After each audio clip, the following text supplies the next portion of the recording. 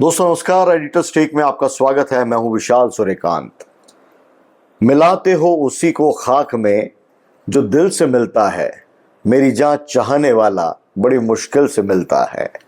दाग दहलवी की लिखी ये पंक्तियां हो या फिर बॉलीवुड के मशहूर गाने की वो लाइंस जिसमें लिखा गया है कि तेरी एक छोटी सी भूल ने गुलशन जला दिया, क्या महकेंगे फूल कभी, क्या फिर से बहारें आएंगी। हम सफर अपनी पसंद की लड़की हो या फिर लड़का, जवां दिलों की ख्वाहिश इससे आगे कहाँ होती है दोस्तों। एक दौर में बॉलीवुड की फिल्मों में प्यार के पहरों के इर्द गिर्द जिंदगी की कहानियां बुनी जाती थी, मगर अब दौर बदला तो बॉलीवुड ही नहीं समाज में भी प्रेम विवाह कोई बड़ा मसला नहीं रहा। मगर क्या कीजिए, जब लड़का लड़की एक दूसरे को पसंद भी कर लें और फिर दिल के किसी एक कोने में किसी और की टीस भी पलती रहे। परिवार की मर्जी और अपनी खुशी के बीच आए अनचाहे का जिंदगी में ऐसा स्वागत कि यकीन नहीं होता कि दिल इसके लिए नहीं बल्कि किसी और के लिए धड़कता है। दोस्तों जब जब ऐसा होता है तो धोखे, गुनाह और साजिश की ऐसी स्याह कहानी सामने आती है कि सुनने वालों के होश उड़ जाया करते हैं। देश में इन दिनों एक के बाद एक कई सनसनीखेज मामले सामने आ रहे हैं। देश हैरान है। मेघालय में राजा रघुवंशी और सोनम का मामला हो या पुणे का लोहागढ़ कांड, राजस्थान का गंगानगर हनीमून केस हो या फिर जयपुर का चर्चित टिंडर सूटकेस मामला, इन सभी घटनाओं ने लोगों को यकीनन झकझोर दिया है दोस्तों। सोशल मीडिया पर hashtag Lohagarh case, hashtag Raja Raghuvanshi case, hashtag honeymoon case, hashtag relationship crisis, hashtag crime news और हैशटैग ट्रेंडिंग न्यूज जैसे कई हैशटैग्स लगातार चल रहे हैं, लगातार चर्चा में हैं। लोग इन घटनाओं को किसी क्राइम वेब सीरीज की तरह देख रहे हैं, लेकिन इसके पीछे छिपी समाज की सच्चाई बहुत ज्यादा चिंताजनक है दोस्तों। हाल ही में महाराष्ट्र के लोहागढ़ किले से सामने आई घटना ने पूरे देश का ध्यान एक बार फिर इस समस्या की ओर खींचा है। जांच एजेंसियों के मुताबिक 26 साल के केतन अग्रवाल की मौत को पहले हादसा माना गया, लेकिन इसके बाद जांच में जो तथ्य आए वो चौंकाने वाले थे। इससे पहले मेघालय में इंदौर के राजा रघुवंशी का मामला भी राष्ट्रीय चर्चा का विषय बना था। राजस्थान के श्री गंगानगर और जयपुर के चर्चित मामलों ने भी रिश्ते, भरोसे और बदलते सामाजिक मूल्यों पर गंभीर सवाल खड़े किए हैं दोस्तों। इन सभी घटनाओं में एक बात कॉमन दिखाई देती है, रिश्तों में बढ़ता अविश्वास, प्रेम संबंधों का उलझाव और समस्याओं का गलत तरीके से समाधान ढूंढने की कोशिश। सवाल यह है कि आज रिश्ते इतने कमजोर हो गए हैं कि लोग बातचीत, अलगाव या कानूनी रास्ते अपनाने के बजाय गुनाह के फैसले लेने लगे हैं, जिसका असर एक नहीं बल्कि कई परिवारों पर पड़ता है दोस्तों।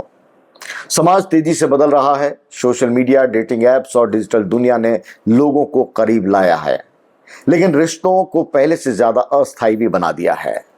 लोगों में पेशेंस कम है, संवाद घटा है और भावनात्मक परिपक्वता नहीं है। जो इमोशनल मैच्योरिटी है वो नहीं है। कई बार लोग रिश्ते टूटने या असफल होने को स्वीकार नहीं कर पाते और भावनाओं में बहकर गलत निर्णय ले बैठते हैं। एक और चिंता की बात यह है दोस्तों कि सोशल मीडिया पर इन घटनाओं को जिस रूप में पेश किया जाता है वो बहुत गंभीर है। लाखों लोग इन्हें मनोरंजन की तरह देखते हैं। मीम्स बनते हैं, रील्स बनाई जा रही हैं और हर घटना कुछ ही घंटों में ट्रेंड बनकर रह जाती है।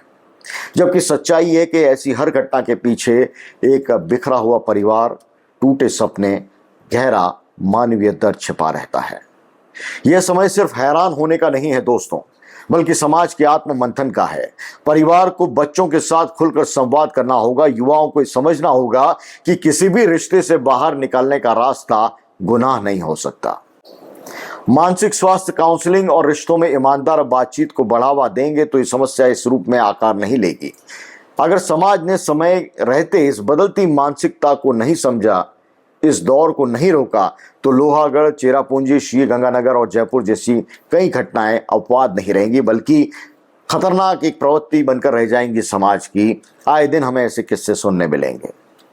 दोस्तों प्रेम जीवन को खूबसूरत बनाता है, लेकिन जब उसमें स्वार्थ, झूठ और संवाद की कमी शामिल हो जाए तो उसके परिणाम बहुत दुखद भी हो सकते हैं। इन सभी घटनाओं का सबसे बड़ा और सबसे चिंताजनक मैसेज यही है, इनकार ही कर देते तो शिकायत न होती, मगर कुछ कश्मकश, कुछ खामोशियों ने कई घरों के चिराग बुझा दिए।